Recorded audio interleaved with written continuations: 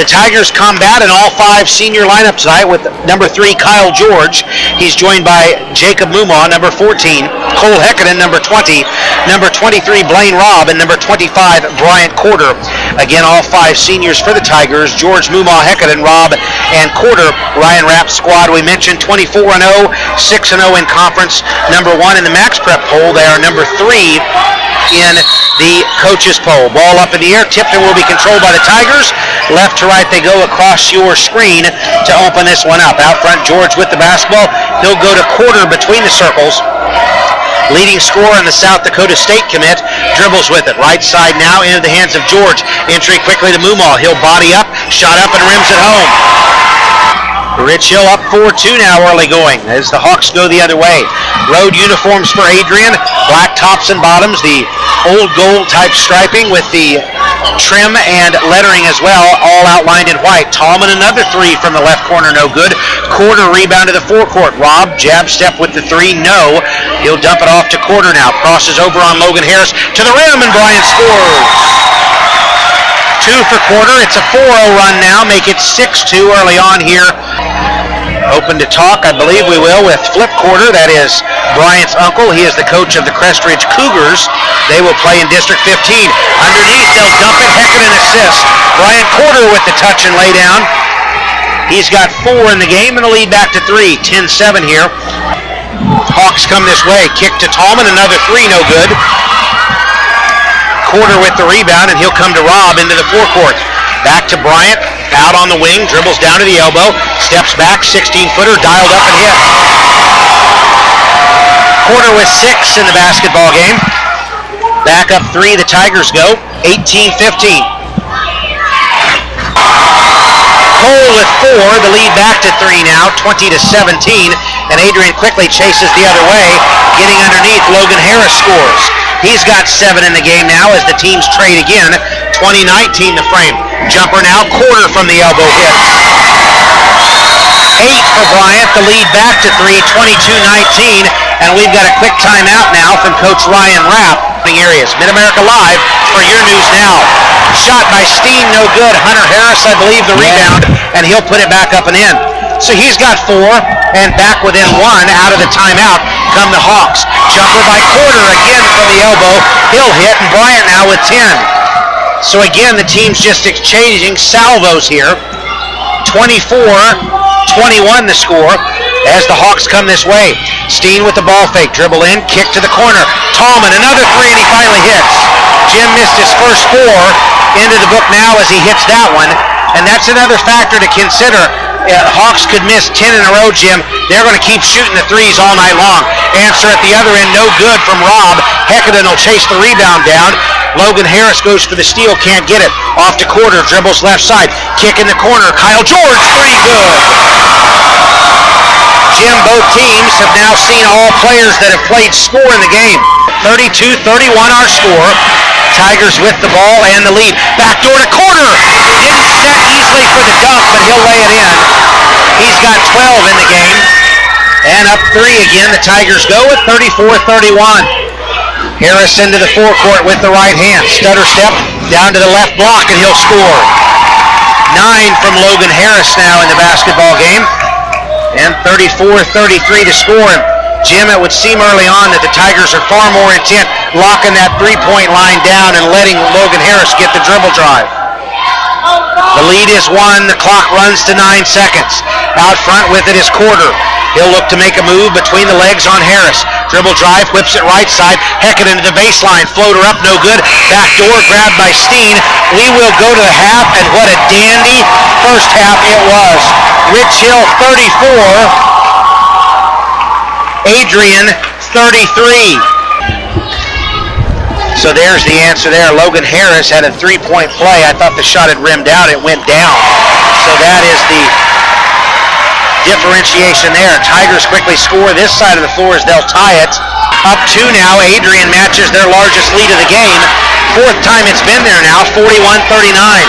Corder out front with the basketball. Clock running at 4:36 to go.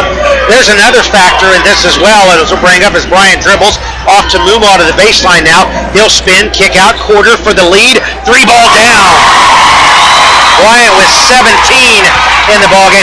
Do you have an expectation of a coach if you're coaching a game like this where you think they're going to clamp it down at some point, we've got to keep that in their mind, or is it just adjust as it goes? Adjust as it goes. You hope that the last 3 minutes of the game are going to be called the same way that the game has been the entire way, and because that's all you can ask for, when you're going up against with officials, is just be consistent for 32 minutes. Don't change the way you're going to call things in the fourth quarter than you did in the first. Is that one of the toughest things to coach with just the kids in regards to it?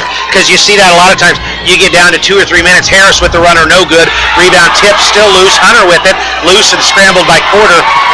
Do you see it change then in the last minute or two, and then you got to go back and say, okay, kids, you can't keep happening with the ball now and that kind of stuff because you're not going to get away with it anymore. Now Quarter scores at this end, and he's fouled. Yeah, that's really difficult to deal with, too, because, especially when the game gets tight in the fourth quarter, dealing with high school kids, and in an atmosphere like this where you've got both sides giving everything they got, this is a packed house, you've got 2 great student sections getting after it as well. Emotions are going to run high and try to keep everybody under control because there's going to be a call or two that's going to get missed. Maybe it goes against you, maybe it doesn't. How are you going to react to it? And hopefully you can keep your composure and not do anything that's going to hurt your team. Quarter hits the free throw, 20 in the ball game now, and back on top the Tigers go with the 3-point play, 45-43. Well, he's not been hot tonight, just the 1-3 after he missed, I think, his first 4. Robb to the baseline, shot no good, and he's fouled by Novoveski. Adrian, team 5, that will be Dylan's first personal. 1:47 to go. Blaine on the night, 9-9-8 for the career, 4 tonight. He will have 2 here. First one good. 5 in the ballgame now. Sits at 9-9-9, and Taylor did it from the stripe earlier for the Rich Hill girls. How about that? Have you ever heard, I'm sure so much basketball's happened, I've never heard of a school, and he gets it. So 1,000 for Blaine on the career. Have you ever heard of a school that on the same night? I hadn't either. I queried that it's probably happened at some point, but it's rare. That's something real special Rich Hill's just accomplished. Yeah, I've never seen it. I've been coaching for 15 years and been involved with going to games since I was a little kid, watching Bryant's dad, my brother, and I've never seen anything like that. And that's awesome. It's awesome to get 1, but to get 2 on the same night, on senior night, packed house, in this type of atmosphere, you congratulate the kids. That's something they'll remember for the rest of their lives. And another interesting factor in regards to this as well, barrels in that Bryant, of course, got 1,000 earlier in the year. It's going to take a pretty good output, and of course, he's just got 5 tonight. But a deep run in the playoffs, Cole averaged in the neighborhood of 15 or so would put him right in range of that as well. I don't think I've heard of Scott County Central probably's done it. They just had monsters, but that's pretty special. 3 players on one team as well to do that. Yeah, well, and here's the thing, too, about Blaine. Not only did he get his 1,000 point, but, bigger picture here, he gave his team a 2-point lead right there in the third quarter, and I guarantee you that's probably the thing that he's thinking about most right now is getting his team the lead as opposed to just getting his 1,000th point. Now Humble with the block to Quarter. Baseball pass up to George.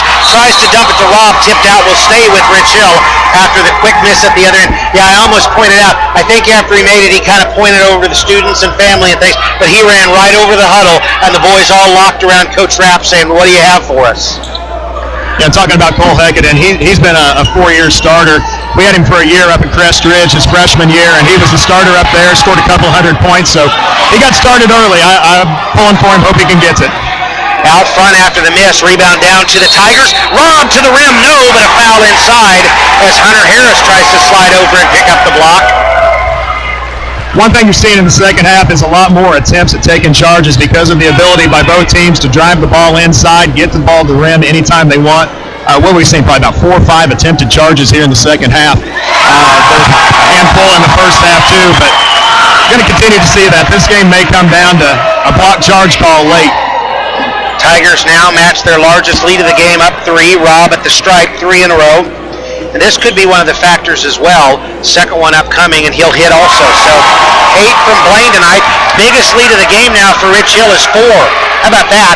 We're at 1:15 to go. First time we've had a 2-possession game all night long. Sign up for that every night of the week. Well, maybe not coach it. You'd probably go bananas. But I'm finding out this game's a lot easier up here. been sitting down there on the bench. Right side kick to Tallman, 3 on the way, backside no, rolls off, rebound Cochran in for the first time. Hunter Steen, 3 out front, blocked by Porter. Doesn't have numbers, but he'll dribble it into the forecourt, and they'll come out with it. Robb to the spike line, free throw line, 16, out and out a quarter, down the left lane, shot up, count the bucket and the foul. Bryant Porter with 22. They try to close the quarter strong.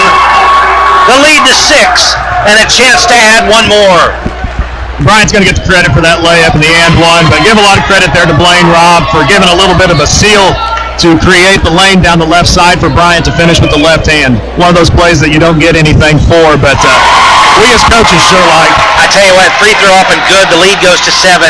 And I don't get a chance just in the flow a lot of times to talk about it, but now a ball blocked out the other end will go off Adrian back to the Ridge Hill Tigers as they push up 7 back with the ball. Blaine understands angles and stuff in terms of how to dribble a certain way. As good as any player I think I've seen in a long time in respect to what you just alluded to. A lot of that, too, is he's got great coaching.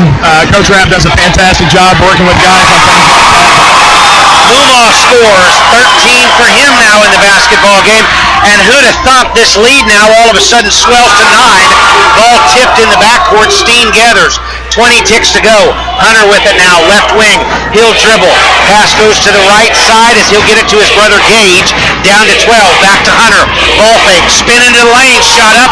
Partially blocked. Boy, hung and it will dance and fall. Hunter with 8. Tigers have 3 ticks.